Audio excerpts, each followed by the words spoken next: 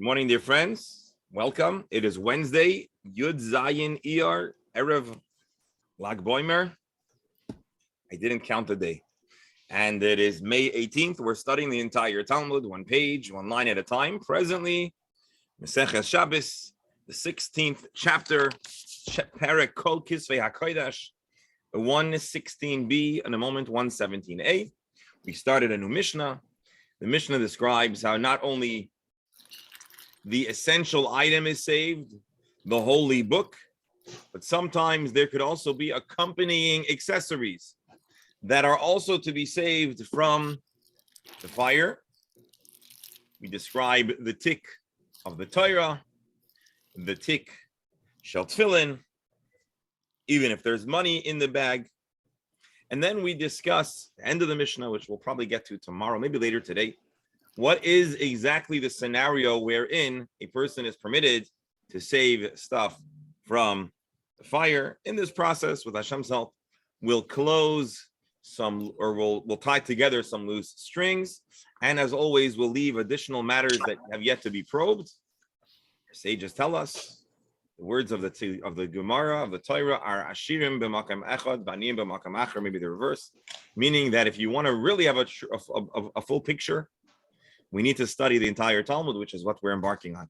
We dedicate today's learning for the good health and well-being of the dear members of our Chabura and those that are occasionally less visible, but most essential, those who choose to either sit behind the screen or encourage or listen in.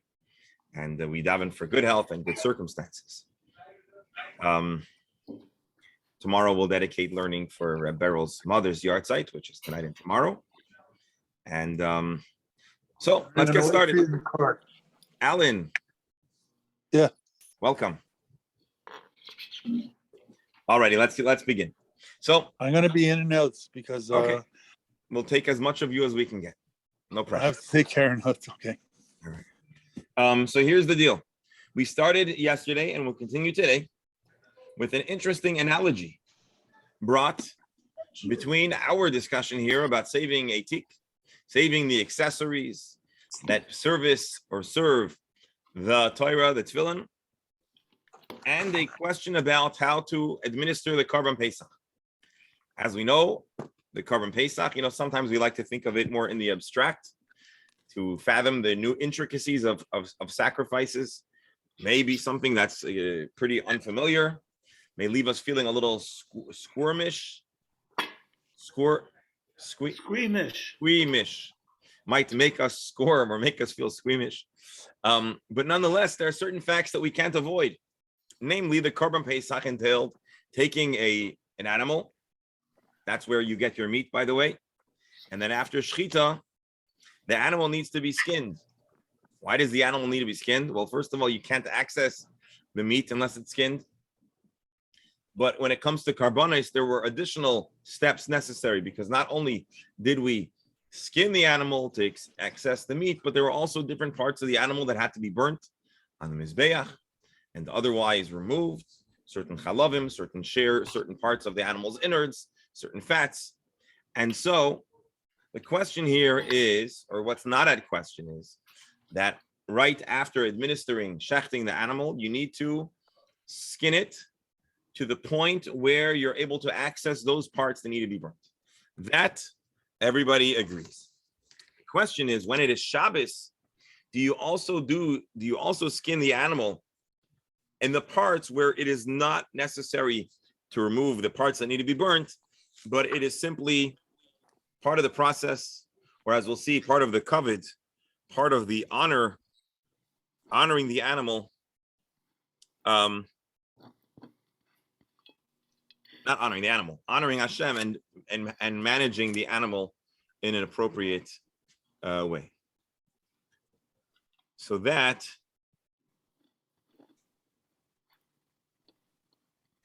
is our question. Let's see the Gemara inside, and we'll continue to learn. I'll tell you this Gemara, I think we'll be able to manage it with ease. When you dig beneath the surface, there's a lot of discussion about the nuance, and we'll try to first cover the Gemara in a more peripheral way so we get a sense of the picture of the Gemara, and then we can try to dig a little deeper if we should so choose. Let's see if they saved my place. And no, they did not. I see why it is. You have to sign in. Let's see if they'll save us the place. No. To remind everyone, tomorrow is Lag Boimer. Made the same mistake. Special day in the Jewish calendar, certainly in modern days. Also, the yard site of so many, unfortunately, in last year's Lag Boimer tragedy.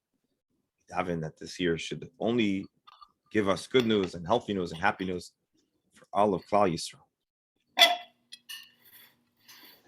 Here we go. Tana Rabbanon Arba'as or Shechali is b'Shabbos. Erev Pesach is Shabbos. By the way, what's the special about when Erev Pesach is Shabbos? What happens to Kiddush Matzah Shabbos? It's a Yak Nahaz. Yayin Kiddush Ner Zman Havdalah. But that's not what we're talking about over here. Here we're talking about temple carbon rituals. Mafshitin es Pesach ad hechaza. The Paschal offering should be skinned until the breast to remove the parts that need to be put on the mizbeach. Divi Rabbi Shmuel ben Osh Rabbi Yechon ben Broika. The Chachamim disagree and say Mafshitin es kulai. No, the animal is entirely skinned. I understand why Rabbi Yishmael is inclined to put a restriction, a limitation on the extent of the skinning of the flaying, as Rabbi Steinsaltz says. Why? Because you should only be doing malacha. Skinning is part of the malachas of Shabbos, only in as much as it facilitates what is needed for the mizbeach. That part you should do on Shabbos. That which is l'tzoyrech gevoya. The remainder, which is only l'tzoyrech hedyet, it only accommodates the regular. There's nothing regular about a yid, but the average normal Jew doesn't need the skinning to happen until after Shabbos is over, because the carbon Pesach is only eaten after Shabbos. So then why are the rabbis inclined to be lenient in that they allow the entire animal to be skinned on Shabbos? Why is that? Amar Rabba Bar Chana, Amar Rabbi Yochanan. The Amar Kra, there's a verse which indicates that we should do this properly. Kol Pa'al Hashem Lema'anehu. Things that are for Hashem should be done properly in an honorable way. So Gemara says, okay, do things for Hashem Lema'anehu, do it in a proper, honorable way. Well, what about this skinning is for Hashem? For Hashem, it's to accommodate the human beings, the Jewish people that want to have a carbon Pesach, and they would rather not have to skin the animal twice. Yosef says, no, it brings kavod Hashem. You know why? Because this is a mitzvah, and failure to remove the skin would cause the animal to start to spoil. And so by removing the skin, shelo yasriach, it allows the animal, the carbon, not to go bad. Rashi, or mechamim masrichai. Because keeping the hide, keeping the skin on the animal after it was shechted, in a time where there was no optimal refrigeration, apparently taking off the skin allows the meat to be preserved for longer. I imagine outside the temperature was a little bit brisk, a little bit cool, and the hide kept the meat from getting exposed to the cooler elements, and therefore removing the skin honors the carbon Pesach by allowing it to be as fresh as possible. Rava has a different reason why you should be allowed to skin the animal and why it brings kavod Hashem. An animal, a carbon that's part of a mitzvah, should not be floundering about, looking like an nevela with half the skin on, half the skin off. That is not a honorable way. That the visual does not give kavod to Hashem. And therefore, Rava says, the Chachamim say you should be able to skin the animal, even though it's Shabbos. I want to point out just real fast before we get into the comparison part.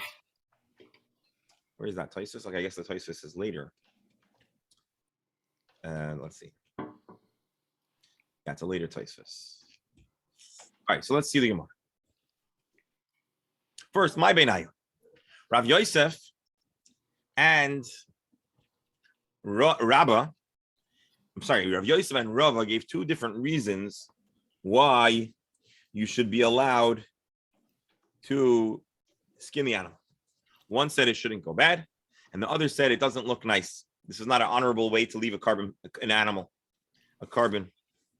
My benayu, ike benayu, demonach absura de dahava. If it was sitting on a gold table, imagine you had your carbon laid out very properly in a beautiful setting on a golden table. Rashi, and it's not just dropped somewhere. A carcass doesn't get placed on a golden table.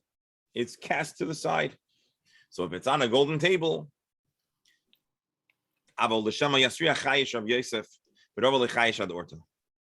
it can still go bad even if it's on a gold table. The material, the beauty, the decoration doesn't keep something fresh. And Rava is not so worried. He says, you know what? This happens all the time. You shecht an animal, you have a few hours, there's nothing to worry about. And Rav Yosef says, I am worried.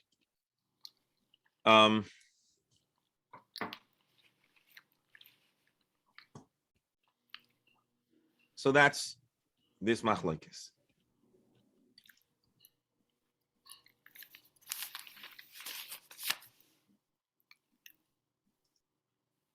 All right. The Gemara continues. Rabbi Shmuel, Rabbi Shmuel, son of Rabbi Yechon ben Bereika, he's the one who says you can only skin the animal as much as allows the extraction of the parts that need to be burnt. What would he do with the fact that there's a pasuk that says that you have to make sure that the mitzvahs of Hashem are done in an honorable way? You know what he says? It says, all it means is that you shouldn't cut the animal while the skin is on and remove the parts that need to be burned. First, you should skin, and then you should extract those parts. My taima, what is the reason? Why is that an element of kavod? Amar Rav Yehuna Brei Rav Nasa Mishum Nimin. I believe what he's saying is that if you were to cut the animal open, again, I'm sorry if this is gory. This is about the extent of how a graphic our Gemara is going to get. If you cut open the animal and you extract the innards that need to go on the mizbeach without skinning it, well, then they might get some of the hairs or the wool fibers in the imurim, and that's not a kavod to Hashem to put those on the mizbeach. Rashi.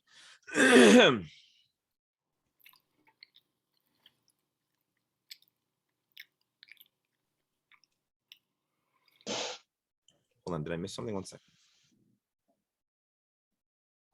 Yeah, I missed one word. I'm sorry. Either it was on a honorable place, so then it's not lack of kavod. Or if it's a cold day, I know I skipped one line. If it was a cold day, well, then there's no concern about the animal going bad, and then Rav Yosef would say that you don't necessarily need to skin the animal. What does it mean a cold day? Okay, not a cold day, but a nice day, a decent day, and that would keep the stuff a little fresher, a little longer.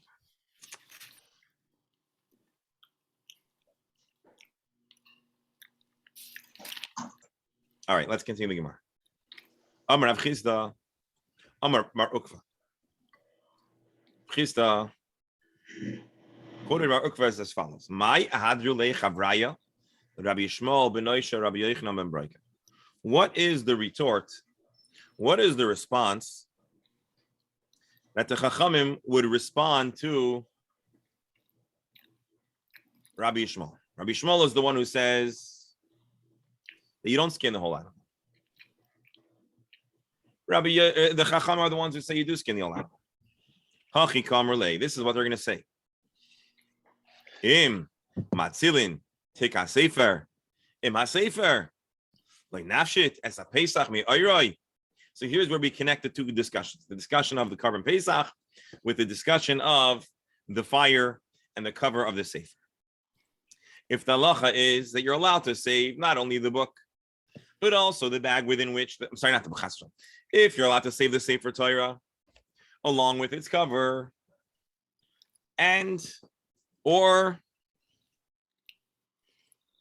you're allowed to save a tefillin bag which has money in it, meaning we also consider the more mundane aspect, and you're allowed to do it on Shabbos. Certainly, you should be allowed to fully skin the animal in a way that brings kavod to Hashem. So basically, you have the Torah, that's the holy item. You have the case, which is not as holy as the Torah, but it is part of the package, it's part of the sanctity and the honor of the Torah. So certainly, you should be allowed to save. So if you're allowed to do that malacha, you're allowed to push aside this aspect of Shabbos for the kavod of the Torah. You should certainly be allowed to push aside and hide the entire animal in a way that brings optimum kavod to the carbon. Rabbi, Yes. it doesn't seem to me to be a fair comparison. Why? You have a fire, you're going to take off the paroichas. First of all, you're wasting time. But Secondly, that's not what we're discussing. Right now, we're discussing the Torah in bigger danger. You're putting that's the not. Torah. But that's not the factor that the halacha is considering in the current discussion. Right now, we're discussing hypothetically what is worthy. If you could set apart the things that are permissible and not permissible in a way that doesn't cause us sakana, you can still save it because it's worthy of being saved halachically. No, but again, obviously we'll see where it goes. But to me, in a fire, saving the paroichas is saving the Torah. Taking it off is putting the Torah in danger. It's not a question of whether it's part of it or not part of it. So that's a good question. So your question, allow me to rephrase it, is please clarify. When we say that you save a Torah along with its cover, what is the exact scenario? Is it that the Torah has the cover on it? Or are you putting the Torah's cover on it and then taking it out? But we have to look at all of this as a pure hypothetical. And we're throwing fire safety into the wind for now. Not because Lamaisa, we need to be extremely cognizant of safety. But for the purpose of the hypothetical, we're talking about what is essentially permitted to be saved, assuming there is no harm to life. For me, to the argument to stand, it would be a situation where there's no danger. Where's the holiness in the paroichas and the Torah, etc., etc. Anyway, let's go. So if you can, I have another question, which actually I bet is discussed. Give me one second. When you do a mitzvah, you have to do it in a way that brings kavod to Hashem. I get that. But do we always say that you should be allowed to be mechal Shabbos because of kavod Hashem l'maneu? Where do we draw the line? I'm going to take a fast glance over here. One second.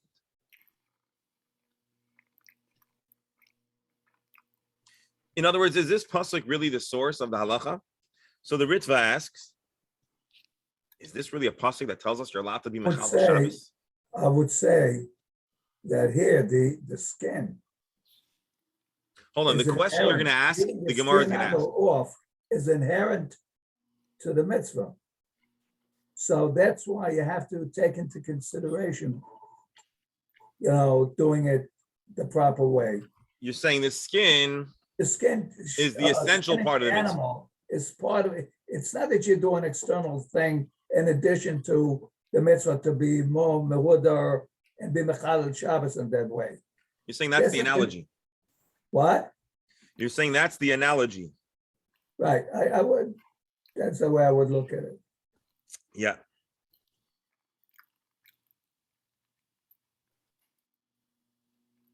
Anyways, the Ritva says that Kopal Hashem L'aneu is not actually a heter. The heter is that once you're skinning, you can finish the job. And so this is just like an esmachta. This adds a little flavor, a biblical oomph to the matter. But here, Rabbi, if he says, if you're already skinning it, you can finish it. But here the issue is, can you even start skinning it? Rabbi, for me, the argument could be made much more, for lack of a better word, rationally. What do you bury in the Geniza? Where you have time and you consider what do you do? In other words, when you're under pressure of a fire. Yeah, so you're asking what? Well, yes and no. Because there are certain items that maybe would warrant Geniza, but wouldn't be saved from a fire. So we're talking in like the most extreme. There is a question of in a fire, what do you save? Let's see the Gemara. So the Gemara initially says, you know what? You're allowed to even save a cover of a sefer, which is in a way less. I think this is what the Dr. Stammer said, which is really less essentially part of the Torah, and yet it comes along with it. There's a malacha involved, you're allowed to do it. Rashi says it a little differently. Let's look at Rashi. Remember, the Mishnah talked about money. You're allowed to grab your tefillin even though there's money inside of it.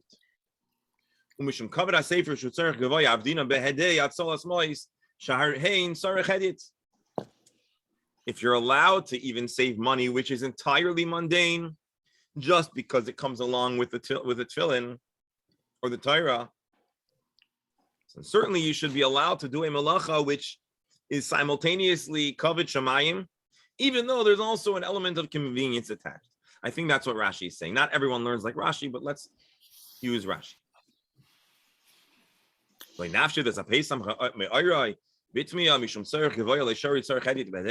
Surely you'd allow to also, in this simultaneous act, also consider the general kavod of the moment. So the Gemara answers immediately, midami. There is no comparison. You know why there's no comparison?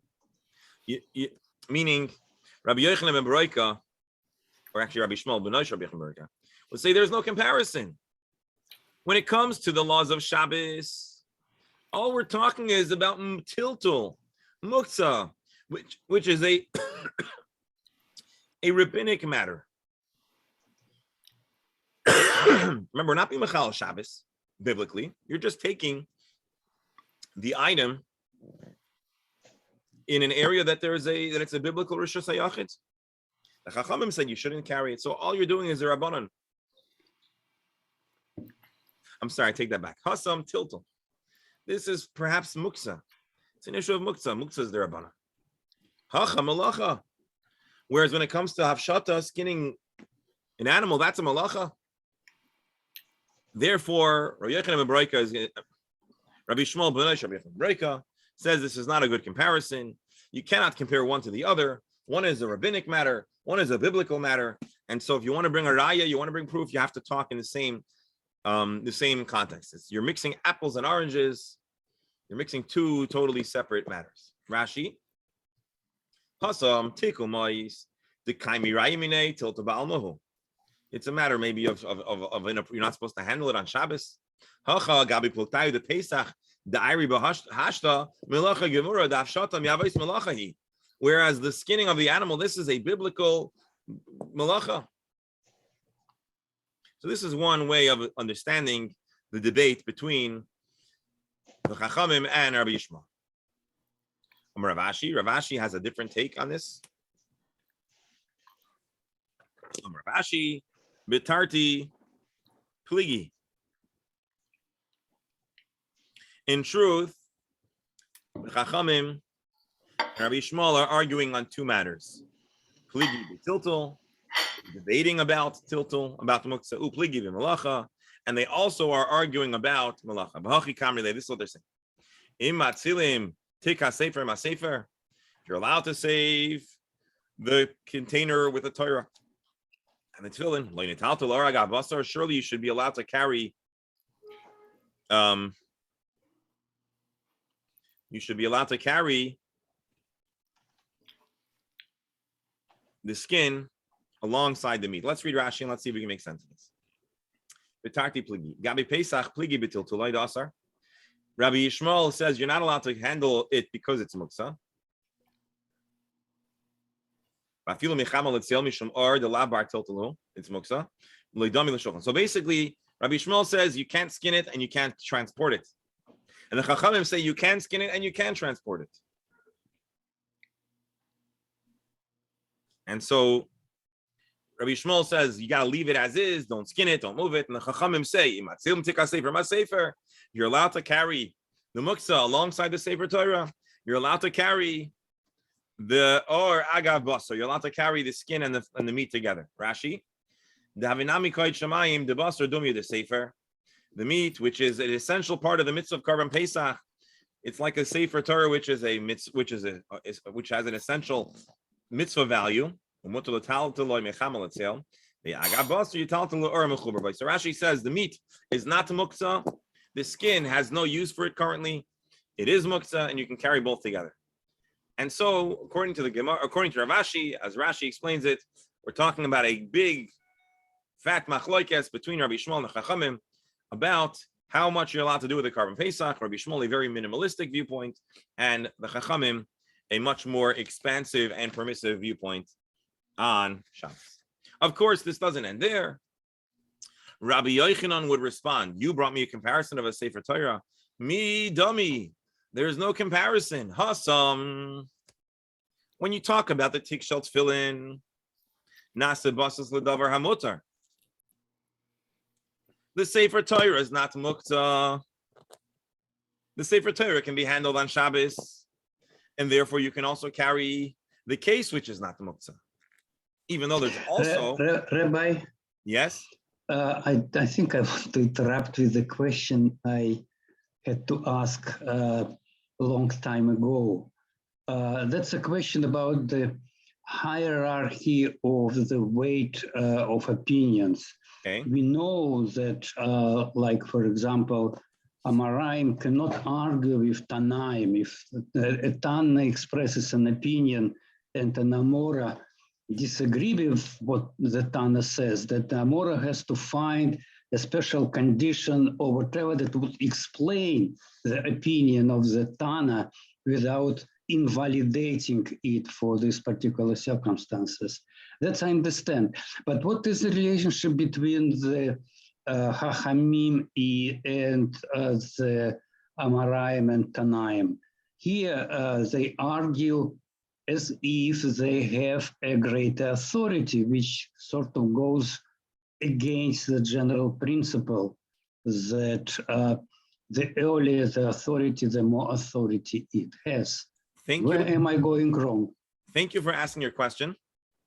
I think this will be clarifying for everyone. And you're showing that I went wrong by not clarifying. We have a Brisa.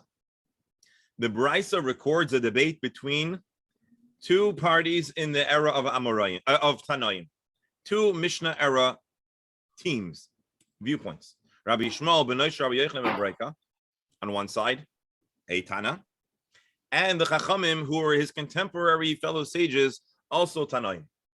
And so therefore they are perfectly aligned in the hierarchy of opinion to have a clash that's not entirely clarified, with the exception, meaning they can both argue with each other. And so we have recorded an argument in a brisa of sages of the Mishnaic era. They have a debate, and that's what the Gemara quotes.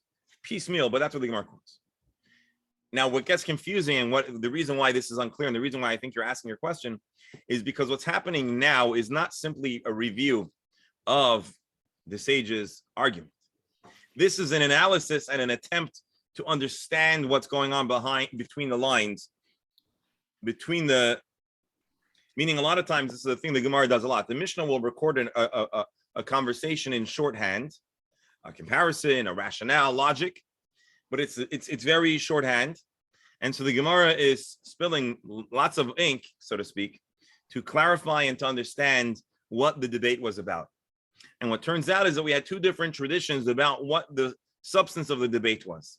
You have the initial interpretation, which says they were arguing on a single matter, a matter of muktzah, and therefore the retort was these are not comparable. And then we have Rav Ashi, who explains that they were actually arguing about two different factors.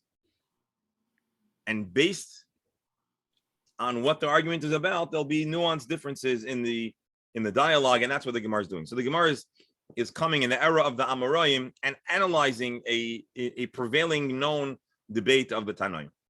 So the sages of the Gemara don't have the ability to relitigate and to argue against the sages of the Mishnah, but their role is to probe and attempt to understand and clarify what their debate is. And so what's happening now is we are reading the Amoraim's analysis of a Mishnah era debate. Did I clarify the question?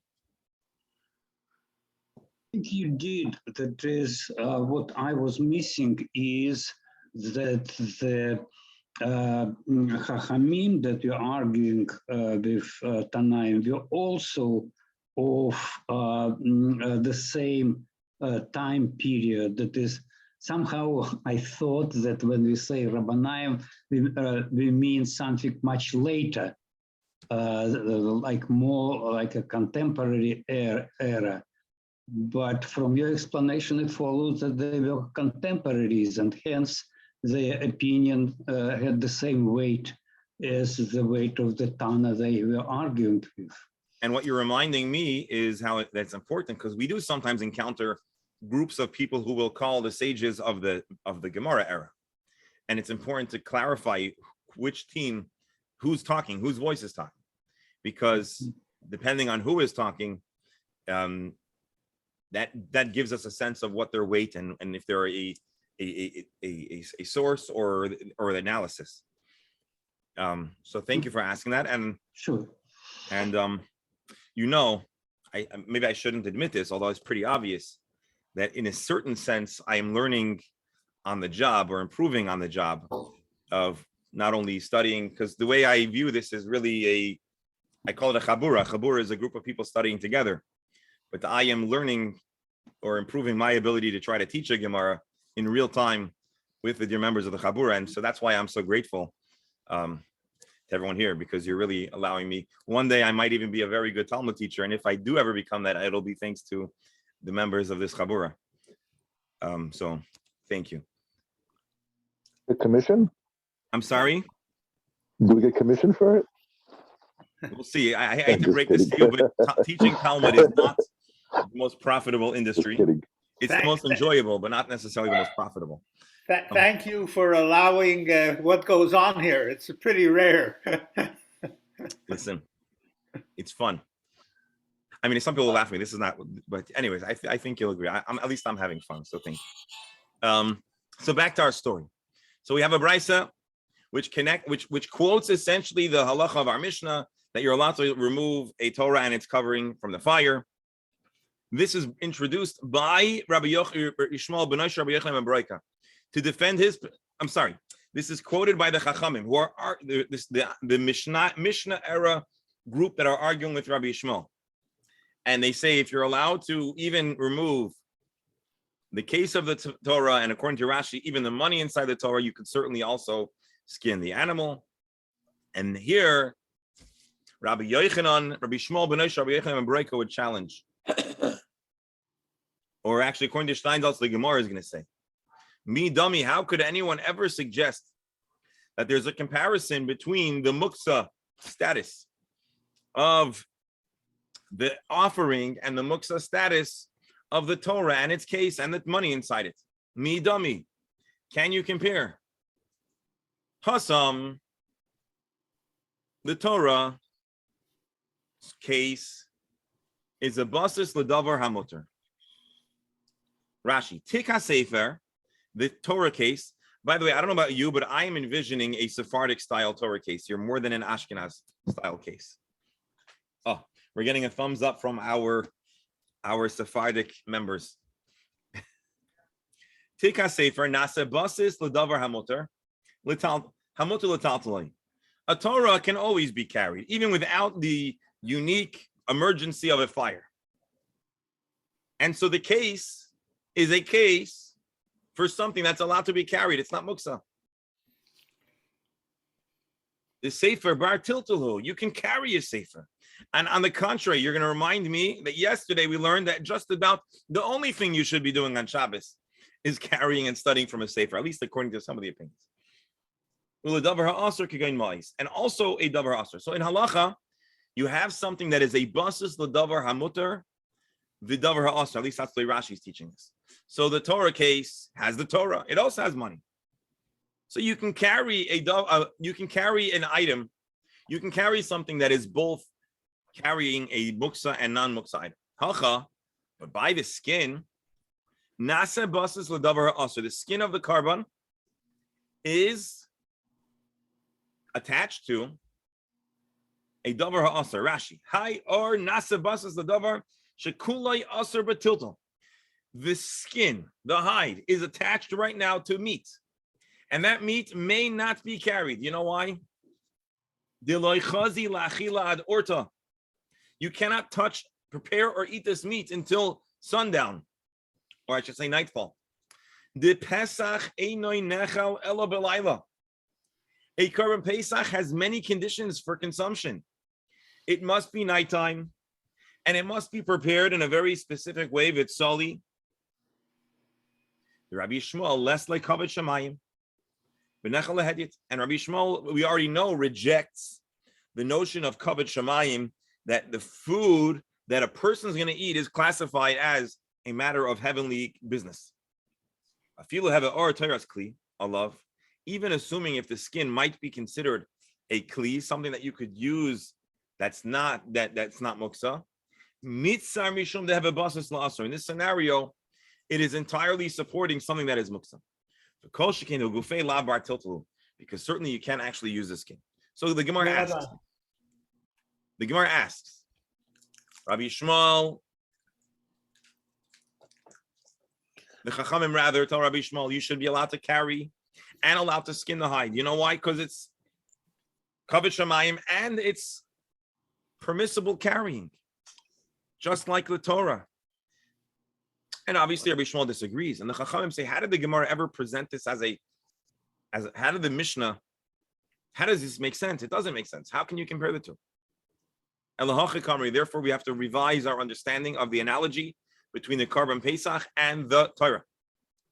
Here's how it goes. Rabbi, sorry to go off on the Is this tangent. micro or macro? Hold on. Is this about the exact line we're reading, or is this a general question? Tell me when you want to go off on a So tangent. just remind me in 1 minute. Let me just finish the line I'm in the middle of reading. But don't lose the thought. This is what the Chachamim were telling Rabbi Yishmael. If you're allowed to save a Torah case with the Torah inside of it, even though for whatever reason someone shoved a $100 bill inside the Torah case, if you want to shove money into the Torah case, it better be a little more than $100. Maybe $1,000 will consider. No, I'm kidding. It better be the Sephardi one, otherwise it'll fall to the floor. Yeah, we're talking about the Sephardi one. At least that's how I see it. Lo netaltel or agavasar. Surely you should also be allowed to carry the skin because of the meat. This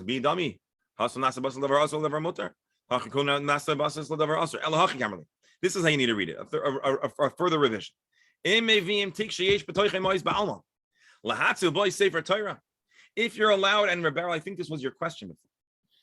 If you're allowed to attach the case to the Torah with money in order to save it, even though it wasn't originally attached. I think that's what it's saying over here. Surely you should be allowed to carry the meat and the skin. Yeah, let me just double confirm that I'm reading it correctly.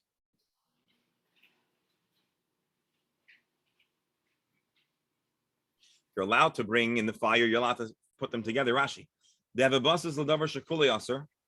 We have a Torah case that has money in it, and the fire breaks out. And assuming it's not pikuach nefesh, and you're exercising the Chazal's waiver to carry these things out of the fire, even though certain things cannot be saved, and you pop a Torah into the case in order to save the case and muksa, which now it is entirely a davar abasis l'davar ha'aser.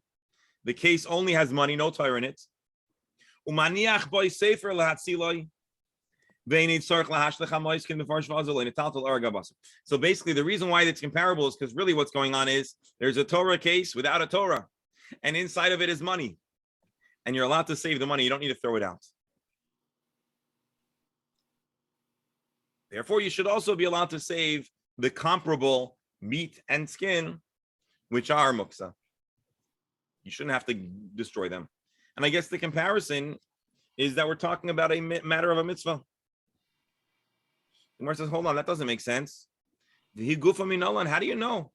How do you know that you don't have to throw the money out? Maybe you do have to throw the money out.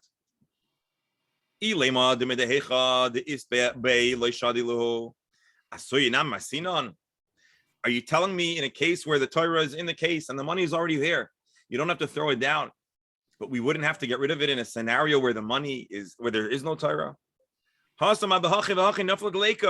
Reb Beryl, this is your, I think your comment. There's a fire going on. We're not going to make you stop and throw the money out. But here, You anyways are doing things. You're busy during the fire, so you should drop the money out. So now we need to go back to the original understanding. Let's look at Rabbi Steindl for a moment.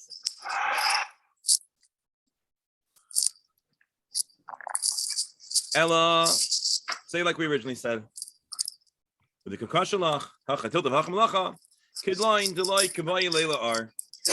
reason we originally tried to understand what is the analogy between the two cases, and we said one is malacha, one is midirabanan, and one is midaraisa.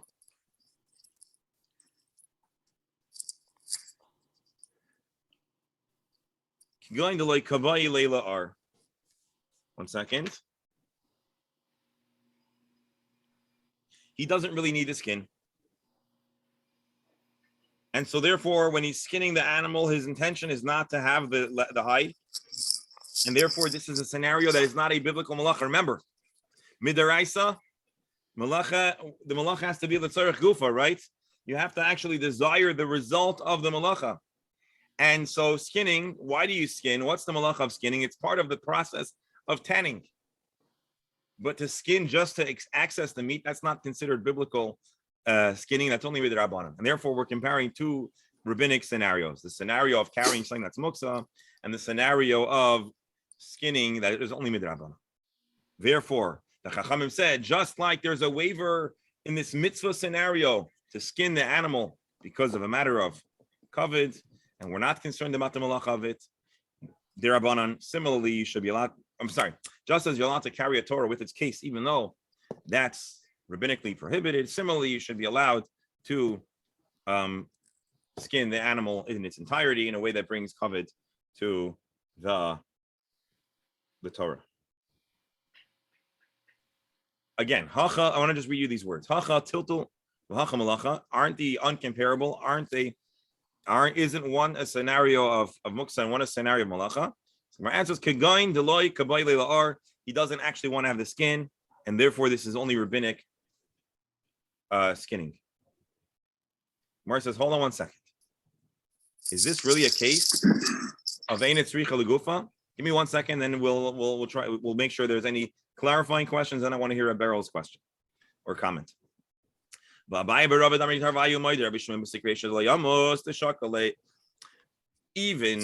Shimon, you know this Rabbi Shimon is, by the way? It's Rabbi Shimon Bar Yochai. Yeah, I was just going to say that, but I have to get unmuted. Rabbi Shimon Bar Yochai says, usually a malacha, if you're not miskaven, if you didn't have the intention to do a malacha, or you weren't intending for the malacha, you're off the hook. Sikresho layamos, in a case where you're doing what you're doing, but a malacha is absolutely going to happen, you should be chayiv. Rashi, the guy maybe doesn't want the skin, but the entire act that he's doing is tanning, is stripping the hide. That's a malacha. I don't care that you didn't have kavana, says Rabbi Shimon. So our answer is the shakalei bebarzi. We're talking about that the whole manner that he removed the hide was not in the same technique as hiding. Let's read Rabbi Steindl first. He was flaying it strip by strip in a way that the hide is not marketable. Rashi, b'chaticha is dakois mafshet v'choitech. The ein derech hafshat bekach v'lav malachahu eloshvos. Such a manner of removing the skin in a way that doesn't keep it intact is not called psik ratio de layamos, because you're not really doing the malacha in a way that the malacha is done, and therefore your intention is not to skin it. Your intention is for the meat, and you're not doing it in the technique. It's only rabbinically prohibited, and in such a scenario, the sages who are arguing with Rabbi Shmuel ben Rabbi Yechon ben Beroika say that just as a rabbinic matter is permitted for the honor of the mitzvah of the Karban Pesach, or rather, just like you're allowed to save the Torah case, the Torah and the money, because of the mitzvah, similarly, you should be allowed to strip the skin in such a way. If this case, let me just say one more thing. If this Gemara sounded confusing, I want to tell you that it's actually even more confusing, because there are so many different nuanced ways of interpreting the Gemara. I tried my best to give just a general flavor of the Gemara. Professor, you're going to ask a question about this Gemara? Yeah, the question about terminology. You go ahead. There are two terms that make it difficult for me, and you are using the third term discussing this situation. They talk about consequences of an action. Yes. And somehow they consider, think there is a difference between inevitable actions, inevitable consequences, and unintended consequences. And you are using the term desirable or not desirable consequences. And you know, I'm lost among those terms. I think that if a consequence is inevitable, it quite well may unintended, or vice versa. That is, this is not a dichotomy. It's either this or this. It might be the same. You're saying, let me see if I understand. You're saying there are three. And also the desirable consequence. I think I am basing my question on the example of dragging a bench on Shabbos and creating a groove. And obviously the person didn't need the groove. He wanted to move the bench, and it's inevitable. And also it's unintended. How do I distinguish between different types of consequences? You're helping me. So let me just clarify. You're describing three different scenarios as it relates to outcome. There is an outcome that is both desired and intended. That's for sure problematic. Yeah, we are dragging a bench. Right. Yes, you're dragging a bench with the intention of making a ditch. That would be a problem. No. I mean, I'm saying you have where it is both inevitable and intended. Yeah. You have a scenario where it is not intended, but it is inevitable. And you have a scenario where it is neither intended nor inevitable. We can put aside when you intend to do the malacha and you do the malacha, that's not a question. Right? You dig a ditch. That's a problem. No one argues that. You're digging a ditch for the purpose of the ditch. The area that there's the question, and the Gemara asks this question, is in Rabbi Shimon's case of Psik Reisha V'lo Yamos. It is inevitable. So we don't really care if your desire or your intention is for it. It is going to happen. And in a case where the malacha, the end result is inevitably a malacha, it is not permitted, even if you didn't intend to do so. And the Gemara embraces... Yeah, but in my example, if you drag a very heavy bench and you cannot lift it, so it's inevitable that you are making the groove, because you cannot raise the bench high enough, and it's also undesirable. So, and here Rabbi Shimon would say that you shouldn't do it. Oh, okay. That's the Psik Reisha. Because I think it is allowed. No, that's what we're saying here. Psik Reisha V'lo Yamos. In such a scenario, you're chayiv. Here, Rabbi Steinsaltz's words. When an action has an inevitable consequence, even Rabbi Shimon, who normally exempts a person for an action without an intended consequence, here maintains that one is liable. So the Gemara answers that we're not talking about scenario A where there is intention and inevitable consequence. We're not talking about scenario B where there is unintended but inevitable. We're talking about a third scenario where neither the end result nor the desired result is skinning. And what is that scenario? Where the middle case would be that you're skinning the animal, but you don't want the hide, but you skin the animal. So Rabbi Shimon says, even though you're telling me you don't want the hide, but I saw what you did. You did a 100% guaranteed act of skinning.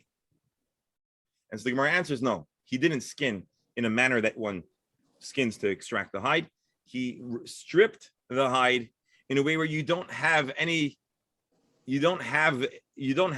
result of skinning. The reason why you skin is to have the hide. That's the malacha. So if you cut it strip by strip in a way where you have nothing left to work with, well, all you have is what your desired result, which is exposed meat. you don't have a conventional act of tanning.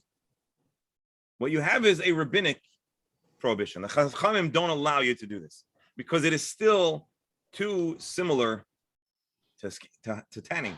I'm sorry, to skinning. Because it's not the biblical act of skinning, therefore it is only Rabbanan and not biblical. And that's what the Gemara answers. That we must have been talking about a way that the removal of the skin was not an act of malacha.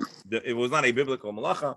It was only rabbinic, and that's how the Gemara, admittedly twisting itself a little bit into an intellectual pretzel to make the two cases meet. But we are talking about a rabbinic prohibition, the prohibition of stripping the skin in a way that's not biblical, but it is rabbinic prohibition. And so here's the bottom line, and then we can visit this more. Remember, there was a debate about skinning an animal on Shabbos if it's not necessary for the altar, and it's not necessary to be done on Shabbos. Rabbi Yishmael says if it's not necessary, don't do it. The Chachamim say no. Now that we are engaging in servicing of the carbon, even though the end user is a human, not the Mizbeach, you're still allowed to bring kavod to the mitzvah because it is happening simultaneously. That was essentially what Rabbi Yishmael said. The Chachamim, let me back up. Rabbi Yishmael says, you have a carbon, this is a mitzvah, but you have two end users. You have the Mizbeach and you have the human being. All you can do on Shabbos is that which immediately services the Mizbeach, the altar, the temple, the holy. The human component, the part you eat, that you must wait till after Shabbos. The Chachamim say, no, now that you're engaging in a mitzvah and you're doing something with Sorech Gavoah for the purpose of the Mizbeach, we allow you to continue and also do the part, although it primarily benefits the human, in the words of the Gemara, Sorech Hedyot. Because it happens essentially in the same action. The same action that you're doing for the Mizbeach also benefits a human being. The Chachamim bring support to a case of a case.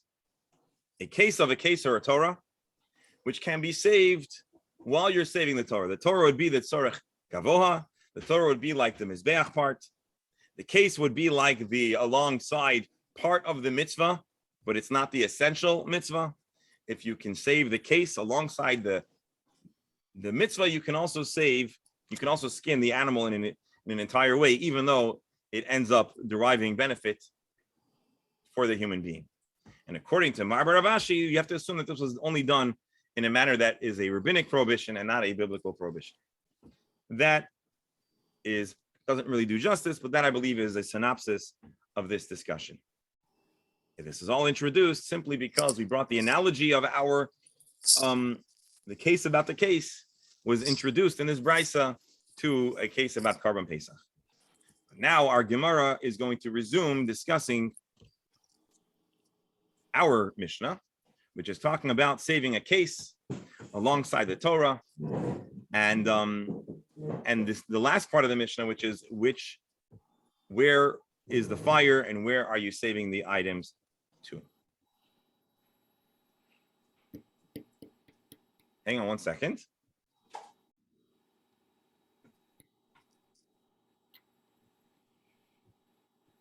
All right, Tosfos has a good question, but I don't know the answer of Tosfos, so we'll have to hold off. He doesn't give an answer.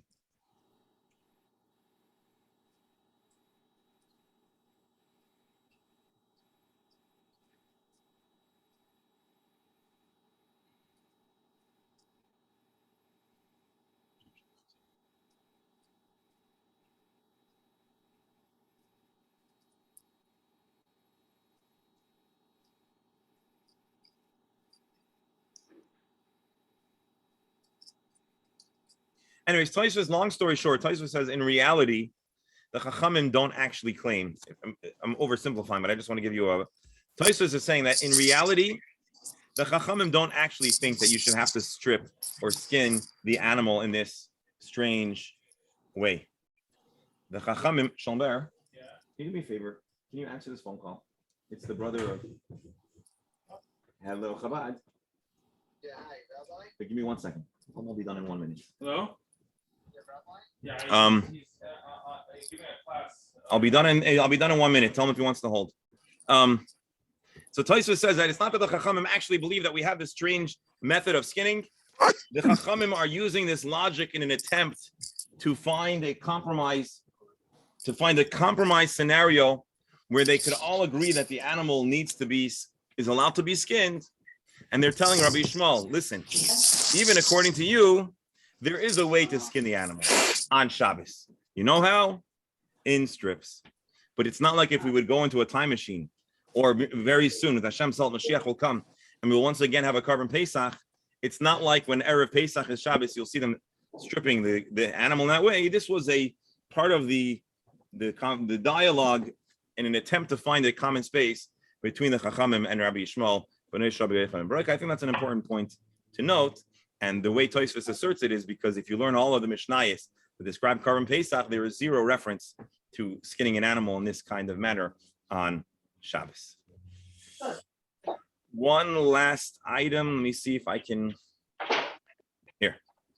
No.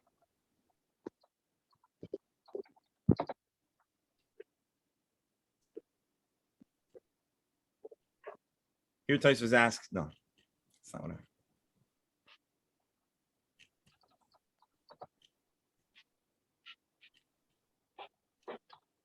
All right, it's not being linked over here on our thing, but the Gemara talks about Karban Pesach.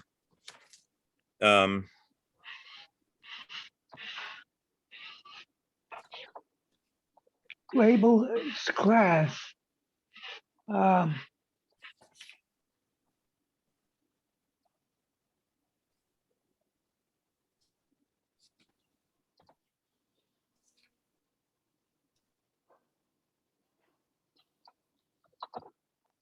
All right, we'll continue tomorrow. Dearest friends, thank you all for joining us. Please remember, tonight, tomorrow, very special day. And the way we're going to honor this special day is by, in addition to the celebration we'll have at Shul and whatever else you might be doing, we'll be studying a session of Gemara. Maybe we'll even have a chance to learn some of the teachings in our Gemara of Rabbi Shimon Bar Yochai in honor of Lag BaOmer, that special day. Until then, I want to wish everyone a wonderful day. Please stay healthy and well. Rabbi Shalom, are you going to do Chumash in a moment? Just a moment, we're going to study the Chumash. And again, thank you all for being along the ride. Today's Gemara was one of those Gemaras that took us on a little bit of a roller coaster. And thank you all for being here. Bernie, I'm going to send a link for 11:30. Okay? So you guys Okay, perfect. All right, have a wonderful day. Yom Tov.